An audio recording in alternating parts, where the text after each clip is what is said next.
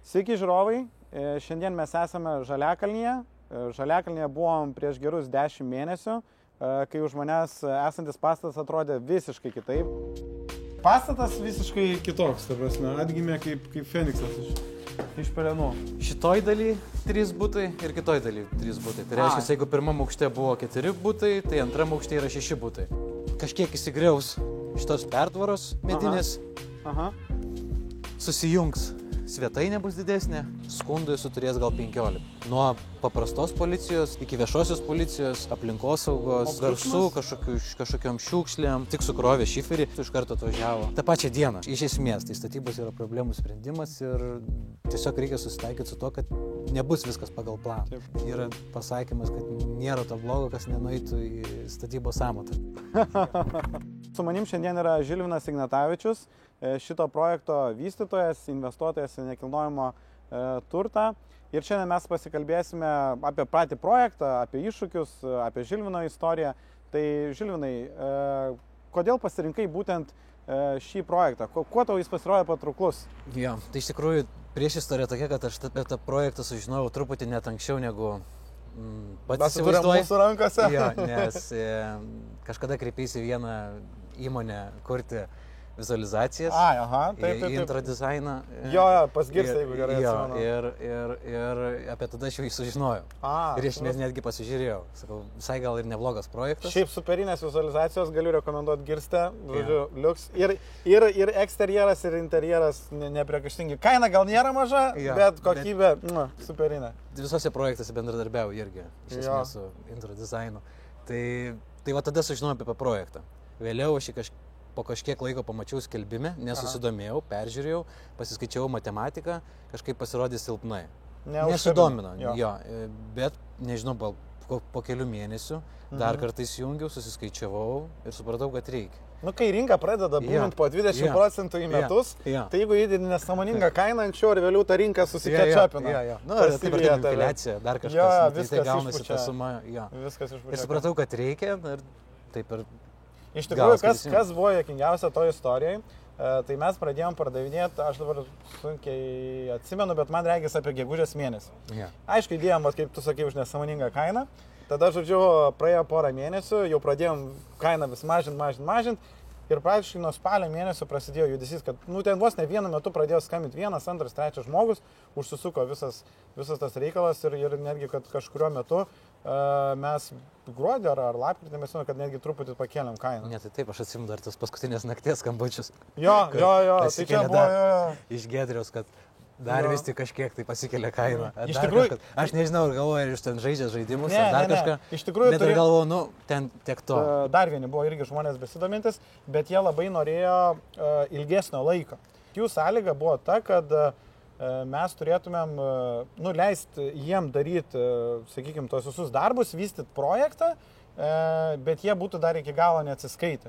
Ir iš tikrųjų mes pasidarę su investuotojais, sakėm, kad gal geriau žvirblis rankoje, negu ten kažkokia tolima vizija. Kartais būna, kad tu turi pirkėją, kuris nori, kad nupirktų, ir šį kartą taip sukrito kortą, kad gavosi ir sutar dėl kainos, ir su investuotojais. Sutar dėl kainos reiškia, kad pakel kainą. Paskutinę naktį. Nu, be nieko tokia, kad viskas išėjo gerai. Manau, Žilvinas per daug neliūdė dėl to. Ne, tai aš galvoju arba žaidimas, arba ne, bet jau tiek to jau viskas. Žilvinai, minėjai, kad nemažai tuo metu turėjai objektų, kad ir sklipus pirkot ir domėjusis kitais objektais.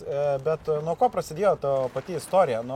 Kas buvo pati pradžia, ta kibirkštis, nuo ko startavai? Tai iš esmės nuo vieno buto už 13,5 tūkstančio ar eurų ar litų.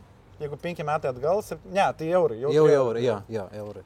Už 13,5 tūkstančio Aleksote mediniam name. Tai su kolega jį nupirkom. Tiesiog pasidarė skaičiavimus, kad jį nupirkus ir suremontavus ir pardavus galima iš to uždirbti. Tai tiesiog nuo to ir prasidėjo. Po jo sekė iš karto kitas butas, po to 4 butai ir taip toliau. Ir įsivystė iki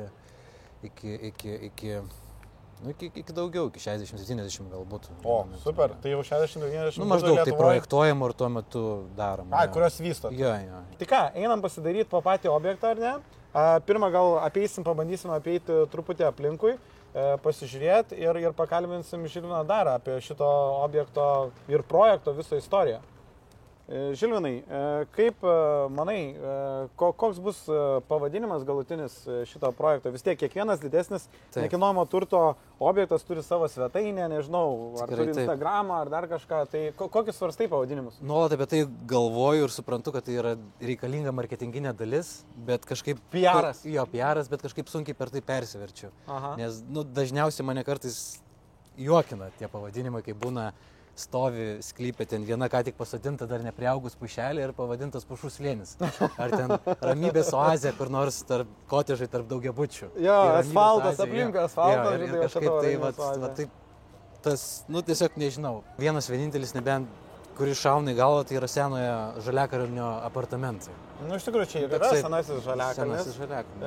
Svarbiausia, kad pats objektas būtų ar ne geras. Ne, tai taip, tikrai taip. Tai, sakykime, matom aplinkui, vyksta veiksmas pilnu tempu. Kiek laiko iš viso dabar jau darbuojatės su šituo projektu? Nusipirkot sausį, ar ne? Jo. Tai praktiškai jau 10 mėnesių, ar ne? Ne, tai iš pradžių žiemą tai žiemojom. Tai jo, tik tai galvojom, jo, nebuvo nuo ko pradėti realiai ir buvo daug galvojimų. Tai nuo pačios vizijos, nes čia buvo tas projektas visiškai skirtingas, jisai turėjo ir balkonus, ir terasas, ir taip toliau. Ir pats išplanavimas. Kiek laiko užtruko, kad galėtum modifikuoti, sakykime, realiai ne kartą vaikščiau aplink namą žiemą ir mačiau visai, tai čia vienas buvo jo niuansas toksai. Tada viduje labai daug prisidėjo intro dizainas prie viso išdėstymo ir naujo suplanavimo, o išorė, tai vienas dalykas mano vizija turima, o antras dalykas buvo, ėjau tiesiog su statybų ekspertais ir žiūrėjom realiai kaip geriausia, pačias konstrukcijas ir taip toliau. Tai pavyzdžiui, balkonų buvo iš karto atsisakyta, vien dėl to, kad jie namui nepridėtų nieko gero. Taip, ir papildomas išlaidos, bet jos kaip ir galėtų atsipirkti, bet iš esmės mūras, dar kažkas, ten tie papildomi sutvirtinimai, jie tiesiog nepriduotų nieko. Ir tiesiog pasakė, kad geriau jų atsisakyti. Tai čia vienas iš karto buvo niuansas. Tai iš tikrųjų, sakykime, negali aklai bėgti į projektą, sakykime, nesižvelgęs į visus niuansus. Tikrai taip. Pirmą reikia gerai pergalvoti, permastyti. Ir kartais net geriau yra permastyti, nors ir labai noris iškart pradėti. Iš tikrųjų, kartais dėgi noro ir labai nervuojas vakare. Šiandien vėl niekas nepadaryta, rytoj niekas nepadaryta, bet atsiperka tai. Nes vėliau pradėjus per greit labai dažnai tenka pakeitinėti. Tai ir šiandien mes turim pavyzdžių, kaip išgriovėm sienas, permūrinėjom ir vėl po to išgriovėm. Ir dar kartą mūrijom tą pačią sieną.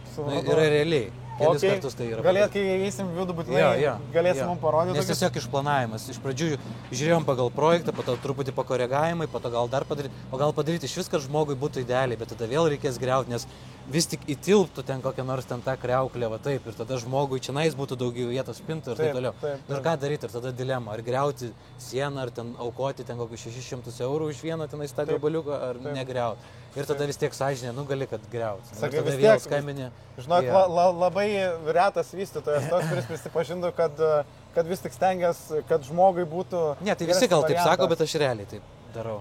Ta prasme, dėl to esu ramus. Šaunuolis. Ok, einam pažiūrėsim tada į nedidelį kiemą. Ar nebuvo problemų, nes aš atsimenu, kad truputį kiemo buvo kaimynai pasisavinę, jeigu gerai pamenu. Tai ir yra dar, kaip ir mes radom kažkokį sprendimą, jie turi savo teoriją, kaip viskas turėtų būti, bet manau, kad tikrai sutarsim. Ne, viskas sutarsim. Manau, yra matininkai. Ne, yra matininkai, bet jie sako, kad matininkai neteisūs šiuo metu, bet šiandien tiesiog. Nemanau, kad jie turėtų kažkom skūstis. Nors pradžiai ir buvo skundų, ir policija važiavo, ir aplinkosauga, ir netgi atvažiavusi seniūnija sako, toks dalykas yra. Nors ir tvarkai, bet gauni ir skundų. Bet kita vertus keista. Pats pastatas, jis nebuvo pačios geriausios būklės. Ne, tikrai. Tai teoriškai kaimynai turėtų džiaugtis. Tikrai taip. Kad tu tvarkai, kad atsikels naujos jaunos šeimos. Bet taip yra. Jiem geriau senas, bet... Aš nei vienos baudos gavęs iš esmės, bet skundų esu turėjęs gal 15. Įvairių. Nuo paprastos policijos iki viešosios policijos, aplinkosaugos, seniūnijos. Bet kuo garsų, kažkokiom šiukšlėm. Čia tik stogas buvo keistas, buvo šiferinis stogas. Tik sukrovė šiferį, jį apdengė plėvelėmis, kad išvežtų, iš karto atvažiavo. tą pačią dieną, net nespėjom išvežti. Supratau. Tai praktiškai yra kaimynų, sargių kaimynų. Saugių kaimynystė. Tai nėra blogai jo. Iš esmės, nes viskas pastebi jo. Nėra filmavimo kamerų, yra gyvos filmavimo kameros. Gal manau, kad ir mus dabar iš kažkur. Garantuoju, tu atvažiuos, gal irgi pakalbinti. Tai Žaliakalnis šiaip nėra pigus rajonas. Sakyčiau, toks vienas iš brangesnių Kauno rajonų. Žemė čia labai brangi. Jeigu gerai atsimenu, ten aras būdavo nuo 15 iki 20 tūkstančių. Tai dabar jau daugiau. Jau dabar nuo 20. Kartais netgi jau tam Žaliakalnį, kur minties ratai ir Perkūno alėja, ir 50 ir 80 tūkstančių. Tai žemė čia yra brangi, žemės yra mažai, sakykime, naujom statybom praktiškai vietos nelabai kur yra. Tai kiekvienas tas kvadratinis metras, jis tampa ženkliai vertingesnis. Tikrai taip. Tai kaip planuojat čia išnaudoti nedidelį kiemą, kad suteikti maksimaliai, sakykime, daug naudos tiem naujiem gyventojams? Jo, tai iš esmės vienas svarbiausių dalykų yra parkingas. Jeigu parkingo nepadarysi mes, tai tas parkingas atsiras kažkur gatvėje ir trukdys gyventojams. Šie atsiras, tenais turgų užims ar dar kažkas. Tai prioritetas yra parkingas ir trinkelės, kad ir kaip neromantiškai tai skamba, bet tai yra svarbiausias dalykas. Praktiškiausia. Tai pagrindas bus skirtas parkavimui, vėliau kažkiek tai žaliai zonai ir tiek. Tai iš viso, pasas turi netoli 600 km2, virš 600 beveik lygiai. Gal kažkiek ten su virš. Jo, ir sakykime, kiek iš viso pavyko padaryti būtų, jau galutiniam variante? Į projekte buvo 14 būtų, bet gavosi 12. Nes tiesiog erdvesni. Jo, erdvesni truputėlį būtų, bet iš esmės čia yra viskas Palėpės sąskaita. Tai pavadinkim, nes Palėpė turėjo būti 4 būtai maži, bet padarėm 2 būtus. Tai tam, kad jie būtų erdvesni, kad būtų automatiškai mažiau bardako ir daugiau parkavimo žmonėms. Tiesiog dėl laiptiniai mažiau veiksmo ir taip toliau. Ir nenorėjom labai tų mažų kvadratūrų būtų, nors keletą jų gavosi tam, kad tiesiog daugiau gyventų šeimos ir apskritai būtų ramesnė teritorija. O koks tavo manimo turėtų būti tavo idealus pirkėjas? Arba kaip galvoji, kokiam pirkėjui šitie būtai turėtų labiausiai tik? Kaip tu įsivaizduoji? Vis tiek būtai nėra labai dideli, kaip be būtų. Prasideda vos nuo 24 kvadratų pats mažiausias iki ten 65 plius minus. Tai nebus ir labai gausių šeimų, bet aš įsivaizduoju arba jaunos šeimos, arba pavieniai žmonės. Tai bus. Tai maždaug aš taip įsivaizduoju, apie 60% jie turėtų, 60-90% turėtų gyventi patys. Nors dabar iš pirmųjų skambučių aš tą maždaug bandau įsivertinti. Kad savo žmonės. Jo, savo žmonės pirkti ir apie 30-40% investuos, tai reiškia pirks ir nuomos. Šiaip pati vieta labai gera, sakyčiau, nes šalia yra turgus. Dar truputį toliau paėjus parkas. Tai Ąžuolynas, Prisikėlimo bažnyčia. Taip. Dar, tarkim, manau, netgi tiem patiems studentam, jeigu, tarkim, kas nors investuotų, tai irgi nebloga vieta, nes nepertrausi klinikos, o klinikose visados būna poreikis. Visados. Ypač dar būna ir, sakykime, iš užsienio, kurie atvažiuoja studentai ar ne, kuriem irgi reikia gal ir trumpalaikiai nuomai. Tai šiaip pati paėmus vietą, manau, tokia labai gera ir jeigu taip žiūrinti visą Kauną, čia, sakykime, tas nėra senamiestis arba centras vadinamasis, bet vis tiek ta geografinė lokacija yra vidury. Tai Žaliakalnį visus kitus rajonus nėra toli važiuoti. Praktiškai per 15 minučių tu bet kuriam Kauno gale galėtum atsidurti. Tikrai taip. Tai ką, matematiką gal pabandysim paskaičiuoti laidos pabaigoje, ar ne? Nes žinom, kad mūsų žiūrovai domisi matematika ir atsipirkimu, o dabar gal pabandom užsukti į vidų ir pasižiūrėti, kaip viskas atrodo viduje.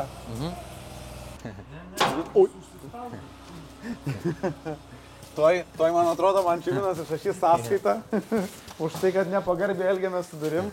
Bet jau matau, kad uždėta plokštė iš karto. Bet mes iš karto uždėjom. Iš karto duris nesugadintas. Pasirašom tokiam atveju. Žodžiu, sudėta, matau, pakeistos ir vitrinos, padidintos langai. Taip. Angos. Kiek iš viso šitam pirmam aukšte turėtų būti? Kokia dabartinė vizija? Tik 4. Iš esmės, čia jau mes stovim bute. Čia yra atskiras įėjimas į butą. Ir ką mes čia išlošėm su tokiu sprendimu, tu pats gerai žinai, nereikia koridorių. Taip. Tiesiog čia butas, čia yra siena, visas plotas yra įsisavinimas. Tai kiek iš viso čia kvadratinių metrų šitas, tarkim, pats butas turėtų turėti? Šitas konkrečiai butas tai turi turėti 52,5 kvadratų. Tai sakyčiau, žmogui, porai, tai tokia komfortabili erdvė. Jo, jisai turi 2 miegamosius, iš esmės 1 miegamasis, 2 miegamasis ir pakankamai erdvi svetainė. Aha. Tai jo išplanavimas yra tikrai neblogas, nes kartais tu gali 52 kvadratuose jaustis pakankamai suspaustų. Jo, kartais iš tikrųjų, aš žinau, kad senos statybos būdavo, kad 48 kvadratuose sugebėjo padaryti 3 kambarius. Yeah. Tai jeigu čia 52 tu ten turi, tarkim, 2 miegamosios ir svetainę. Jo, bet kartais dar ten tie kvadratai būna nelygus kvadratams. Taip. Kartais tu gali tiesiog jaustis prastai tose 50 kvadratų. Jo. O kartais, jeigu viskas protingai išdėstyta, tau užtenka ir svetainės, ir vaikams, ir pačiam mėgoti. Tai dabar, tarkim, tie langai būtų kiekvienas iš miegamųjų, ar ne? Kad Taip. iš miegamųjų. Tai aš manau, tas irgi dar truputį sukuria tą tokią erdvės jausmą.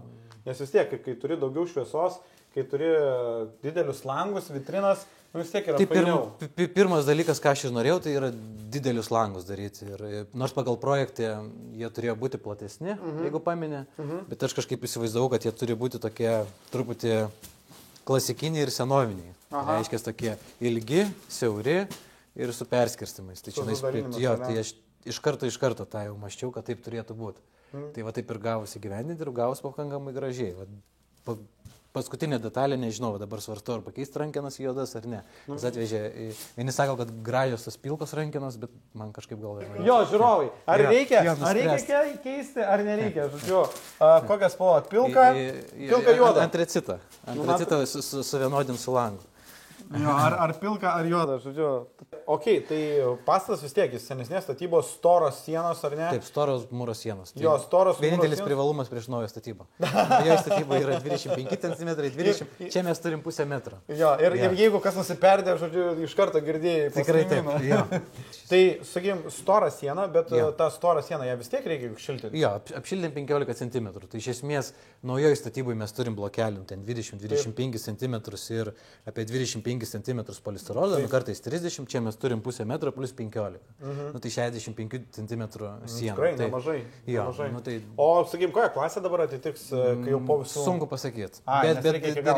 Sunku pasakyti, bet manau, kad A turėtų tikrai ten. Super, tai čia fantastika. Šiaip tai, manau, kad net gal ir A+, bet bus matyti. Tai jeigu taikote į A klasę, tai tada turi būti grindinis šildymas, ar ne? Tikrai taip. Tai bet kuriuo atveju yra grindinis šildymas, nors buvo visokių minčių, kažkokių, tai ten visada kyla minčių. Jo. Ar statyti radiatorius, ar iš vis nedaryti šildymą taupant, bet... Su buržuika pasišildymas, žinau. Kažkaip galvoju, visada noris kažkaip, bet vis tiek prieini išvados, kad turi būti grindinis šildymas, tai čia ir bus grindinis šildymas.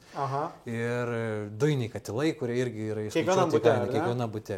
Buvo svarstyma, ar daryti centrinį šildymą, ar dujinį šildymą. Centrinis šildymas yra privalumai tokie, kad Kaunas šildosi biokuru. Automatiškai nėra brangu, ar dujinis, kurį nuolat gali pats reguliuoti. Jeigu išvažiavai, išjungi arba prisukai. Jo, ta prasme, pagal pirminę matematiką atrodytų, kad būtų geriau centrinį šildymą daryti, pagal antrinę, kalbant su žmonėm, kurie dirba su tuo, kartais sako, kad tas dujinis šildymas dar pigiau, nes žmogus pats... Reguliuoja, pats gali pagal savo poreikį arba sumažinti. Nors kaip ir centrinį gali, bet tiesiog nuspręsta buvo daryti dujinį šildymą. Ir paprašiau iš tikrųjų dokumentus. Aš manau, ir žmogui pačiam patogiau yra, kai tu gali pats pasireguliuoti.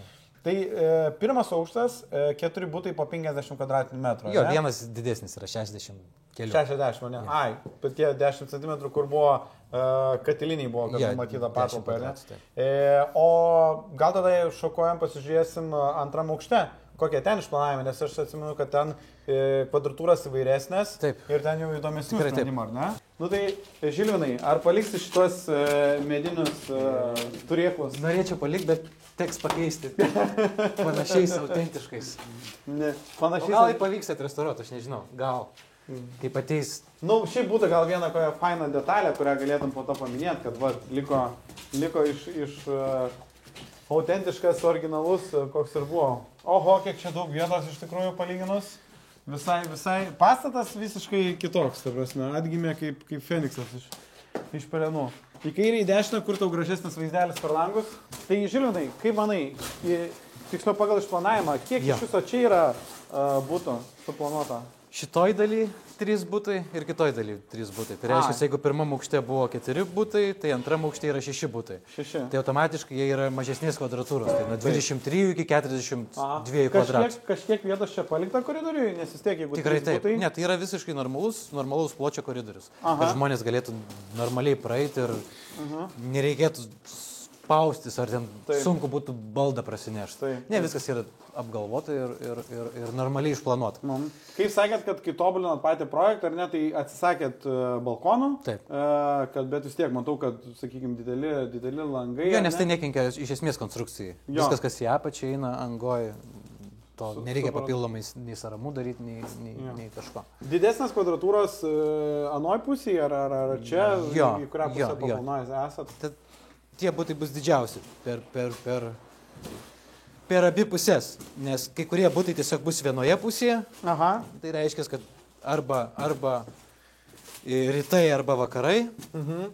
O, šis būtas turės... Čia matosi ir prisikėlimo bažnyčia. Jo, iš čia matosi kažkiek iš Palėpės dar geriau. Tai va tokie šitie būtai, kurie turi ir rytinės, ir vakarinės pusės, iš esmės, turbūt. Ir iš paklausiausi bus. Aš kažkaip manau, kad, žinok, paklausiausi turėtų būti mažos kvadratūros. Mano tokia versija. Nu, tai čia, bet tada reikia atitinkamai ir kainodarą patobulinti, nes jeigu objektai yra mažos kvadratūros būtų, tai aš kažkaip manau, kad jie turėtų gan labai greitai parsiduoti. Iš esmės, tokia tendencija visada vyravo, bet dabar... kaip esu įdėjęs skelbimą apie, nežinau, jau nepilną savaitę. Dėl kokios kvadratūros būtų dažniausiai? Tai skambino daugiausiai dėl 30 kelių kvadratų, 31, 34 ir 52. Tai vadinasi tokie... Bet, pavyzdžiui, 23 ir 27, kur yra nei vieno skambučio nebuvo.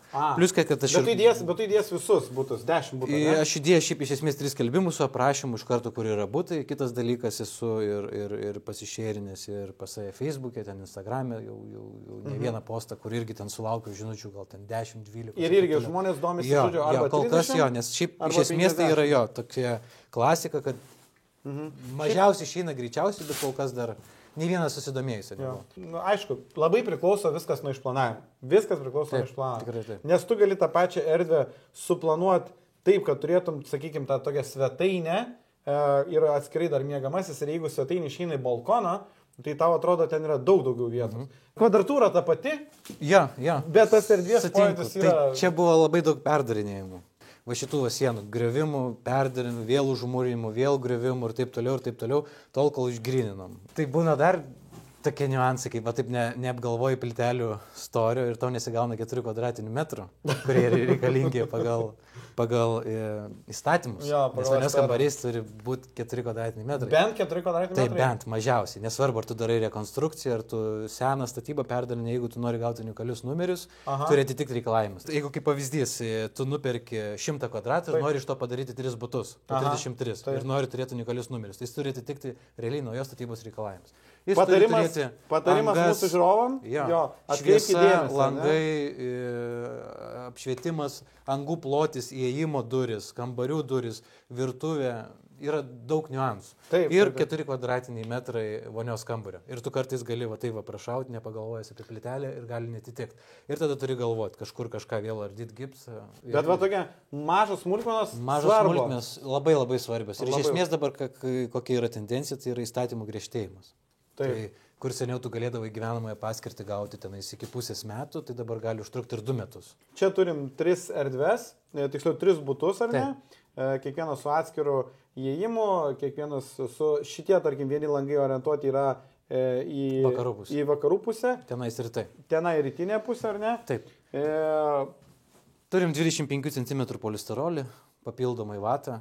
Tai ir nuo garso izoliacijos ir ta prasme ir šiluma ir šilumas jo, kad tiesiog turėtume matau, darbininkai dirba pagreitintų būdu, kai atvažiuoja užsakovas, jo, tada visi baigia pradeda dirbti 50% greičiau. Iš esmės tai dabar yra toks lengva įtampa, nes laukia šilumų. Tai norim pasibaigti. O nuo kiek laipsnių, kai yra lauko temperatūra, jau nebegalima fasadą daryti 6? Nebūtinai. Ten gali daryti, nes, pavyzdžiui, jeigu yra toksai tokia plėvė, kurią matome, tai gali apsidengti, pasistatyti, šildytis ir gali daryti. Bet yra visokių niuansų.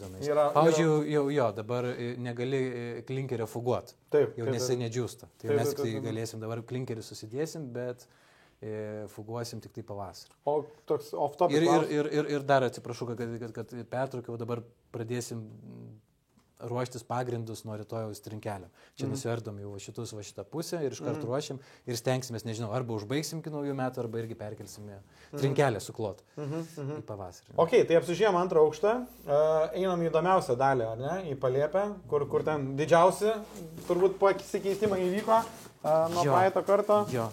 Žilvinai, man pati įdomiausia vieta visam name yra ši, nes ar aš meluoju, ar aš blogai atsimenu, kad buvo numatyta laiptinė daryti ten. Tikrai taip. Laiptai turėjo būti pagal projektą čia. Bet buvo nelabai praktiška, ar ne? Tai perkelė čia. Buvo nepraktiška, čia turėjom paukoti už tai apie 5-6 kvadratus. Bet kokie fain laiptai gavosi. Tikrai ir labai kokybiškai, ir labai gražus. Bet minėjai, kad viršui bus tik tais 2 butai, ar ne? Tai realiai tik tais 2 butai pasidalins šitą Paliepę. Šitą Paliepės plotą. Jo, nors turėjo būti 4. Aha. Bet, kaip ir sakiau, dėl įvairių priežasčių, tiek dėl parkavimo, dėl tiesiog mažesnio triukšmo ir nusprendėm padaryti 2 erdvesnius butus, kurie pakankamai erdvus. Ir dar čianais kažkiek įsigriaus šitos pertvaros medinės, susijungs svetainė bus didesnė, tilps ir pomiegamai ir darbo kambarį. Čia gausis visą šitą sieną, ar ne? Ar jinai dar prasigraus praėjimas? Ne, prasigraus. Jo, čianais mes matom dabar vieną butą. Vienas butas, ar ne? Čianais, nuo čianais, čia įėjus, vieną mes matom butą. Bet čia vienas ar 2 butas. Ir čianais, tai čia pakankamai. Čia bendro ploto yra apie 165 kvadratus, kažkas tokio, bet automatiškai, aišku, jo liks mažiau, nes jį skaičiuojam nuo 1,60 m. Čia dar kelsis grindis, tai aš nežinau, kiek čia tiksliai gausis. Ar 120-130 gal kvadratų. Kiek čia reikėjo kubų smėlio užkelt? Tai reikėjo nemažai kubų ir čia nereikėjo. Griovimo darbų buvo labai daug. Iš esmės, čia, kad viską, ką mes matom dabar, tos griaučius, kad įliktų griaučius, tai čia nežinau, kiek reikėjo mašinų šiaip išvežti. Gal 30 mašinų, iš esmės visko. Pilnų tose kantinose. Jo, visko. Tai prie mūsų 14, prie mūsų 14 dar 30. Atrodė, kad nieko, bet iš tikrųjų labai daug. Paliepė irgi čia buvo. Nuo stogo konstrukcijos, čia ta samata padidėjo apie 17 000 nuo pirminės samatos. Nes ką darom, ar darom taip ar taip, ne, vis tik stiprinam, ką stiprinam, čia stiprinam, tada šildom kaip, šildom jau pagal A++ ir taip toliau, ir taip toliau, ir taip toliau. Kiekvienas žingsnis vis ir labai daug niuansų, kiekvienas žingsnis ir prie stogo čia buvo irgi geras mėnesis apmąstymo ir reikėjo permėgoti su mintim, kaip daryti čia vieną ar kitą niuansą ir su stogistais reikėjo tartis ir su fasadininkais ir taip toliau. O tu sakai, kad mažai patirties turi. Tai čia vien ties po šito projekto jau toks išeina. Ne, tai automatiškai su kiekvienu projektu, bet iš esmės tikrai nesu statybų kažkoks ekspertas, tik tiek, kad tikrai turiu daug draugų vystytojų, statybininkų ir su diplomais ir taip tiesiog, kurie gyvena statybose. Čia minėjai vieną vietą, kur išsipūtė samata 17 000. Kiek, aš manau, kad tokių vietų turbūt daug buvo, bet kurios buvo, sakykime, pačios problematiškiausios tavo iš šito projekto? Kas daugiausiai sukėlė galvos skausmą iš tikrųjų, nes matau ir pasikeitimai su laiptinė. Ir, sakykime, tai su laiptais čia tikrai buvo. Ir Paliepė, ir išplanavimai. Nes tiesiog yra projektas ir turi būti laiptinė ir realiai fiziškai tai nesigauna. Ir tada buvo galvojama, tai čia reikėjo viską jau pragriauti, padaryti angas, sąramas ir taip toliau, ir taip toliau. Ir tada keisti išplanavimus ir visa kita. Tai buvo čionais laiptai, apačioje išgriovėm laiptinę ir tada išgriovėm laiptinę ir žiūrim, kad nesigauna aukščiai. Ir ką daryti, visiškai nesigauna aukščiai. Tiesiog, o nesigauna aukščiai, kad... Tu turi vos neįti į butą su laiptais. Ir taip toliau. Ir tada, įvairių niuansų. Buvo ir įvairių galvos skausmų. Kiek skiriasi, sakykime, samata, per 2 metus, kiek skiriasi? Jo, realiai galiu pasakyti 40%. 40%. Tikrai 40 bus. Aš jas dabar skaičiuoju su trinkeliam, su viskuo kituo, tai čia tikrai 400 bus. 400. Nes jau dabar yra. Taip, 270, kažkas 280 jau dabar. Jo, daugiau nei pusės. Tai dar plus trinkelės, tvoros, gipsai, elektros, ką dar neatsiskaitęs esu, tai susidarys. Jo. Tinkavimas, betonavimas. Už 2 savaičių betonuot pradeda, vėliau tinkuoti. Nu, tai automatiškai viskas reikia skaičiuoti 20-40 tūkstančių. Iš tikrųjų mes atvažiuojame visai laiku. Sakyčiau, aš taip jau, kai iš išorės žiūri, atrodo atvažiuoju į pabaigą, Ja. bet kai realiai ateini ir klausys, kiek daug yra padaryta, bet kiek dar daug antrą tiek reikia padaryti, tai tu supranti iš tikrųjų, kad nu, taip, čia jau pusiaukelė praeita, Jo. bet dar irgi nemažai yra. Dar liko nemažai, bet iš esmės liko jau tokie fainiausi darbai. Jau Kur matai progresą. Kur matysi progresą, nes ateina įsibetonuoja grindis, viskas čia bus gražu. Nu jau už mėnesio čia visur jau bus išbetonuota gražu ir jau bus pradėta tinkuota, gali jau ištinkuota, jau viskas. Realiai jau fainai. Tada jau pradedi sukti gipso sienas, bet tai čia jau... Nu, gipsas kai jau prasideda, tai čia iš vis tai finišo čia tiesioja jau vat, tada.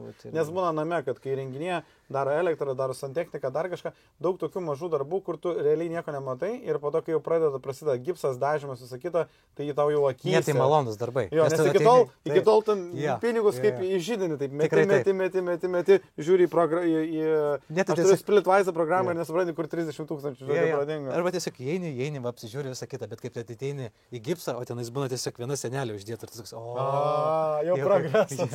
O ten tik tiesiog per vieną dieną keturiesi vieną susuko. Ir tada, bet labiausiai atrodo pasistumėjęs. Tada iškart fotografuoja. Jau yra progresas. Žiūrovom dažniausiai yra įdomiausia matematika. Taip. Prieš savaitę startavo objektas, startavai su pardavimais. Kokios tavo yra 1 kvadratinio metro kainos pardavimo? Vis tiek skirtingas vidutiniškai apie 2,8-2,7 kažkas 2000... tokio. Jo, aš taisykliai neskaičiuoju, bet vidutiniškai apie 2,8-2,7 už kvadratą.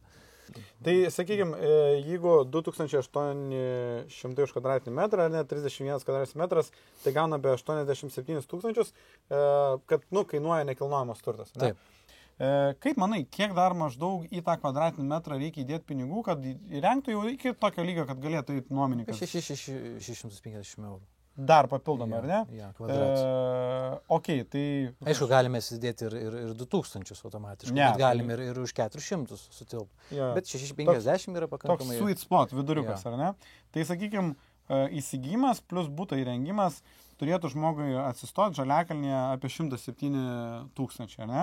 Kaip tu manai, sakykime, paėmus tą 31 kvadratinį metro, tokį butą, jeigu ten nuomojant, nežinau, kad ir tiem patiem, tarkim, Kauno klinikų ten rezidentam ar dar kažkam, už kiek tokį butą galėtum Žaliakalnį išnuomoti per mėnesį? Namas gražus, iš esmės, gražiai išplanuoja. Ne nauja statyba, bet... Iš esmės nauja statyba. Ką čia yra griaučiai ir... Beliko tik kevalas, kaip aš sakau, ne? Ir tai tikrai gali gauti 600 eurų. Nuomos. Tik 600? Gal ir daugiau galima. Iš esmės, bet aš sakau, kad realiai įdėtum 600, tikrai 600, tai čia su rankom nuplėštų. Tai gal 650. Tai tarkim, Žaliakalnis, ar ne, 650 kaip pavyzdys. Aš visada mėgstu skaičiuoti, kad, nežinau, nuomai 11 mėnesių, ar ne. Verslo liudijimas ten gaunasi dabar apie 30 eurų mėnesių, tai maždaug atimkim 400 kaip pavyzdys. Ar ne, tai žmogui iš nuomos turėtų likti kasmet po 6750 eurų. Tai 6% Žaliakalnis, sakyčiau, geras rajonas, nebloga vieta, naujai atrenovuotas pastatas, 6% neblogas atsipirkamas, sakykime, tokia vidutinė vertė. Kaip manai, investuotojai, kas čia patraukliausia? Tai yra dvi investavimo galimybės. Tai viena yra investuoti į Partizanų gatvėje esantį bendrabutį, tai kuris turi geriausią atsipirkamumą. Iš esmės pats žinai. Tai jisai kartais net gali atsipirkti, jeigu tu gerai pataikai ir per 8 ir 7 metus. Centre Žaliakalnį, Senamiestį niekada tokio atsipirkamumo nebus. Jisai bus 12 metų jau labai geras atsipirkamumas, bet įprastai gali būti 14, 18, kartais net ir 20 metų ir žmonės perka. Bet tai yra privalumas tokiuose rajonuose, kad pati nekilnojamo turto vertė auga daug greičiau negu to Partizanų bendrabutis. Taip, aš manau ir per krizę jį turėtų truputį mažiau ir kristi. Tikrai visada tai būna. Nes ir daug lengviau visada parduoti yra. Taip, tai likvidžiausias. Likvidžiausias turtas centre Senamiestį Žaliakalnį. Tai yra privalumas. Tai vienas iš esmės minusas lyginant su Partizanų bendrabučiu, kad tavo atsipirkamumas yra lėtesnis, bet jeigu tu sugalvosi po 5 metų jį parduoti, tai tau įsilygins ir dar greičiausiai tu būsi pliuse lyginant su... Pas mane, aš turėjau šis 4 nuomojamus senos statybos, būtent irgi visi Partizanų gatvėje. Šiaip nežinau, kas čia su Partizanų gatvė, žodžiu, man yra. tai pas mane net netoli visi, tai aš juokaudavau, kad kai išeidavau nuomos, tai galėdavau eiti pasivaikščioti ir grįžti jau su pilnom kišenėm pinigų. Nu, jeigu keli šimtai eurų nuo buto gali būti pilnas kišenės pavadinimas. Tai ten, kas įdomiausia, būdavo, kad nuoma, 3,5 metų nuoma sudarydavo 1/4 lyginant su, sakykime, vertės prieaugį. Nu, tarsi, jeigu, tarkim, aš gavau apie 6 000 eurų iš nuomos per 3,5 metų, tai dar apie 18 000 eurų priaugo pati ta vertė. Tikrai taip. Per 3,5 metų. Taip. Ir ypač dabar. Jo, kas per 3,5 metų, manau, neblogai. Ir gaunasi, kad at the end of the day tu pirkai būtą ten, tarkim, už 24, įrengi dar už 6 ir po to po 3,5 metų tu pardavinėjai jį, nu, vos neuždiguvo vertę. Ja. Nereikia pamiršti ir infliacijos visada. Jo, kaip ir būtų, reikia pridėtos dalykus. Tai irgi svarbu. Čia visur aš įsivaizduoju, kad bus gyvenama paskirtis, ar ne? Gyvenamos paskirties būtai, viskas tvarkoja.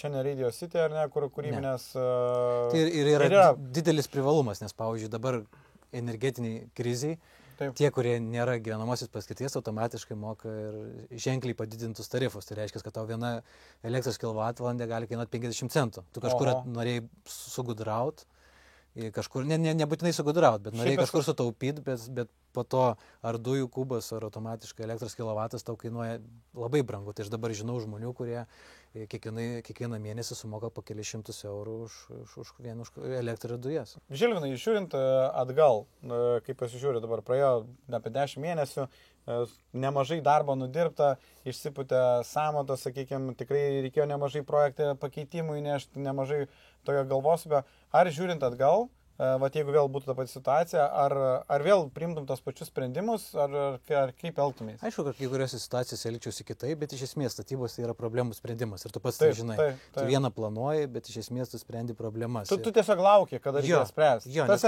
By default, pagal nutilėjimą, tu lauki, kada bus problema. Taip, nes tiesiog kartais jos yra smulkesnės, kaip kažkas, va čionais, ar taip reikia prikalti, ar kitaip, o kartais, kad tiesiog kažkas nesigauna. Kritiškai nesigauna ir turi galvoti, ar nėra medžiagų, ar nėra tuo metu žmonių, kurie atliktų tą darbą. Nu, iš esmės, tai statybos yra problemų sprendimas ir tiesiog reikia susitaikyti su to, kad nebus viskas pagal planą. Ir kaip sakoma, tai tiesiog, ar daryčiau, tai greičiausiai, kad daryčiau su kažkokiais kai kuriais pakeitimais, tai gal nebendradarbiaučiau su kai kuriom įmonėm, arba dar gal, tiesiog... Ne iš principo, bet smulkmenos. Jo, tiesiog smulkmenos, taip. Ir dar toks yra pasakymas, kad nėra to blogo, kas nenueitų į statybos amatą. Vis tiek atguls tam pat. Kiekviena jo tavo klaida, ar kažkoks neapsižiūrėjimas, ar dar kažkas. Vis tiek bus save. Pasimatys. Gerai, man atrodo, kad tikrai buvo įdomi laida mūsų žiūrovam. Kažkas įdomesnio, kažkas naujesnio. Kviečiu juos užmesti akį į tavo pačius projektus. Kauniaus, gal kažkas ieško savo naujo faino buto Kaune, Žaliakalnio mikrorajone. Įdėsim linkus mūsų aprašyme. Nu ir ką, kviečiu, jeigu jums patiko šitas video, tai būtinai palaikinkit, pasubscribinkit, nes matėm, kad mūsų subscribina gal tik 1/3 visų žiūrovų. Tai žodžiu, dar turim kur tobulėti. Ok, Žilinai, dėkui tau labai. Malonu, tikrai labai smagus, manau, video bus mūsų žiūrovam. Tai ką, kviečiam subscribint ir pasimatysim kitose video. Iki. Malonaus.